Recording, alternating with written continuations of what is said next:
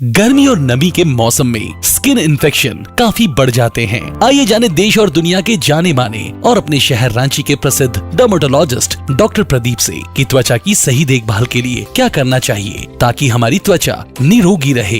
Welcome doctor Pradeep on fungal free India 4.0 talk show पर। मेरा सवाल आपसे है कि डॉक्टर सभी गंभीर फंगल इन्फेक्शन कौन सा है? देखिए, फंगल इन्फेक्शंस नॉर्मल भी हो सकते हैं और गंभीर भी हो सकते हैं। गंभीर में क्या होते हैं कि मान लीजिए किन्हीं का कोई ट्रीटमेंट प्रॉपर तरीका से नहीं करा पाए तो फंगल इन्फेक्शन कई बार कोई एक हिस्से से होकर दूसरे हिस्से में जाती है। कई बार ऐसा भी होता है कि मोर देन 90% स्किन इन्वॉल्वमेंट हो जाती है, आपके पूरे शरीर में ही फंगस बढ़ जाते हैं। इसको बोलते हैं, कंडीशन बोलते हैं एरिथ्रोडर्मा। इसके अलावा एक दो और कंडीशन होती है, इसमें पस बहुत ज्यादा बन जाते हैं जो कि एक तरह से देखने में लगता है कि ये फंगल नहीं कुछ और बीमारी है, बट एक्चुअली वो फंगल रहती है। उसको मेजोचिस ग्रेनुलोमा बोलते हैं। ये सब बहुत सीवियर कंडीशन है। इसको जितना अर्ली ट्रीट करेंगे उतनी बेहतर होंगी, अदरवाइज इसके कुछ और भी नुकसान हो सकते हैं, जिसमें कि इन्फेक्शंस के वजह से बहुत सारे मल्टीपल ट्रीटमेंट्स लगते हैं और वो दवा लेने की वजह से लीवर और किडनी में भी प्रॉब्लम्स हो सकती है एंड उसके कुछ एडवर्स आउटकम भी हो सकते हैं। मेरा सवाल आपसे है कि डॉक्टर फंगल इन्फेक्शन का इलाज क्या है? फंगल इन्फेक्शन का बहुत सिंपल इलाज है। इसमें सबसे पहला चीज, अगर आपको फंगल इन्फेक्शंस होते हैं तो ओवर द काउंटर ड्रग्स नहीं यूज करना चाहिए, जिसमें मोस्ट कॉमनली स्टेरॉइड होते हैं जो कि लॉन्ग टर्म में नुकसान करते हैं। दूसरा चीज, आप प्रॉपर डर्मेटोलॉजिस्ट को दिखाएं, वहां से ट्रीटमेंट्स लें। उसमें 2-3 चीज बहुत इंपॉर्टेंट होती है। एक खाने की फंगल मेडिसिन देते हैं, इसको ओरल एंटी फंगल ड्रग्स बोलते हैं। एक मलहम दी जाती है, इसको टॉपिकल एंटी फंगल क्रीम्स बोलते हैं। इसके अलावा हाइजीन मेंटेन करना बहुत इंपॉर्टेंट है, जिसमें कि जो भी एरिया में आपका अफेक्टेड एरिया, वो एरिया ड्राई रहना चाहिए, मॉइस्चर ज्यादा नहीं होनी चाहिए, गीले कपड़े नहीं पहननी चाहिए। अगर घर में किसी को फंगल इन्फेक्शन है उसको भी ट्रीट करनी चाहिए। या आप देखते होंगे कि किन्हीं घर में या अलमीरा वगैरह में सीलन रहती है, वो कपड़ा डायरेक्ट उठा के नहीं पहननी चाहिए। ये सब कुछ प्रिकॉशंस फॉलो करने, जिससे आप उसको प्रिवेंट भी कर पाएंगे और ट्रीट भी कर पाएंगे। मेरा सवाल आपसे है कि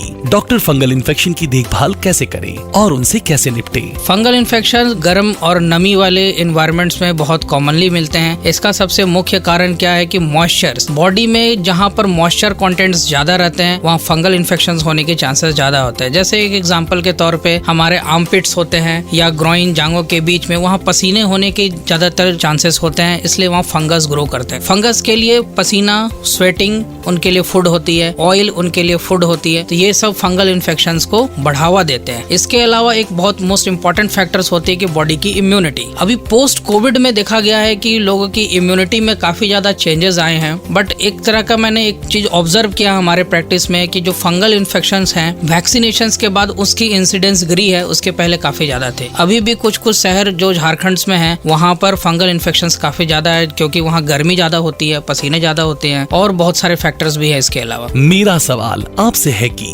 डॉक्टर मुझे कितने समय तक एंटी फंगल दवाएं लेने की आवश्यकता है? नॉर्मली जो एंटी फंगल के जो ट्रीटमेंट चलती है वो 1.5 से 2 महीने 1.5 to 2 months जैसे चलती है, बट जो इम्यून सप्रेस्ड रहते हैं, जिनकी इम्यूनिटी पावर कम रहती है, उनको लंबे समय तक लेनी होती है। ये इंपॉर्टेंट होती है। और इसके अलावा जो भी आप दवा ले, सबसे इम्पोर्टेंट बात है उसको टाइम से खाएं और उसको प्रॉपरली जो प्रिकॉशंस है उसको फॉलो करें। इसके अलावा खाने समय कुछ हेल्दी डाइट्स का भी ध्यान रखें, जैसे सिट्रस फ्रूट्स हो गए जिसमें लेमन होते हैं, ऑरेंजेस होते हैं, आप एप्पल्स ले सकते हैं और बहुत सारे वेजिटेबल्स रहे, ग्रीन लीफी वेजिटेबल्स में ज्यादा एंटीऑक्सीडेंट्स रहते हैं, स्ट्रेस फ्री बॉडी रहनी चाहिए। ये सब भी आपका इसमें ऐड करेंगे, थेरेपीज में भी काफी हेल्प करते हैं। मेरा सवाल आपसे है कि डॉक्टर यदि लक्षण पहले से बेहतर हो जाएं, तो क्या मैं एंटी फंगल उपचार लेना बंद कर सकता हूँ? ये बहुत इंपॉर्टेंट सवाल इन्होंने पूछा, क्योंकि बहुत लोग क्या करते हैं कि जब उनको मैं ट्रीटमेंट देता हूँ या फिर जो भी डर्मेटोलॉजिस्ट ट्रीटमेंट देते हैं, एक सर्टेन समय के बाद वो डिसअपियर हो जाते हैं स्किन में, तो उनको लगता है कि मेरे को ट्रीटमेंट स्टॉप कर देना चाहिए। यहाँ पर एक गलती क्या होती है, जब वो ट्रीटमेंट स्टॉप करते हैं आफ्टर फ्यू मंथ्स के बाद रीअपियर हो जाते हैं। आजकल के जितने भी फंगल आते हैं काफी ज्यादा रेसिस्टेंट हो गए, तो मेरे हिसाब से आपको डॉक्टर से सलाह लेने के बाद ही बंद करना चाहिए। क्योंकि क्या हो गई है कि आजकल जो भी ड्रग्स हम लोग देते हैं या फिर जो भी मेडिसिन रिलेटेड रिलेटेड देते हैं वो जो काम करते हैं एक सर्टेन ड्यूरेशन और प्रॉपर डोज में देंगे तभी ये इफेक्टिव रहेगा, अदरवाइज रिकरेंस रेट हाई रहती है। दूसरा कारण रिकरेंस के एक और होती है कि बॉडी की इम्यूनिटी। सपोज कीजिए किन्हीं को डायबिटीज अनकंट्रोल्ड है, उसमें रिकरेंस रेट हाई रहेगी। अनकंट्रोल्ड थायराइड है, उसमें भी रिकरेंस रेट हाई रहेगी क्योंकि इम्यूनिटी डाउन हो जाती है। किसी को HIV इन्फेक्शन है, किसी को कीमोथेरेपी चल रही है, ये सब में एडवर्सली अफेक्ट करते हैं। तो सबसे बेस्ट चीज है आपको जो ट्रीटमेंट ड्यूरेशन में हर एक लोग के